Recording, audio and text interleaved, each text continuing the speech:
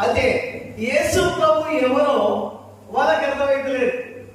నీటి నడుస్తున్నాడు, నీరు ద్రాక్షరసంగా చేస్తున్నాడు, 12 మంది శిష్యులను ఎన్నుకున్నాడు, చాలా అద్భుత కార్యాలు చేస్తున్నాడు, ఆశ్చర్య కార్యాలు చేస్తున్నాడు, కుంటి వారిని లేపుతున్నాడు, గుడ్డి వారిని చూపునిస్తున్నాడు, ఆ 5,000 మందికి ఆహారం ఇచ్చాడు. ఈ అద్భుతమైన కార్యాలు చేసిన తర్వాత ఆ సమయంలో యేసయ్య ఏమంటున్నాడంటే, ఆయన ఏమంటున్నాడంటే, అయ్యా మీరేమనుకుంటున్నారు నా గురించి? కొందరైతే మీరు బ్యాప్టిజం ఇచ్చి యోహాను అనుకుంటున్నారు, మరికొందరైతే ఏలియా అనుకుంటున్నారు, మరికొందరైతే ఇర్మియా అనుకుంటున్నారు, మరికొందరైతే పురాతనమైన ఒక ప్రవక్తలో ఒక ప్రవక్త అనుకుంటున్నారు అని అడిగినప్పుడు అప్పుడు మీరేమనుకుంటున్నారు?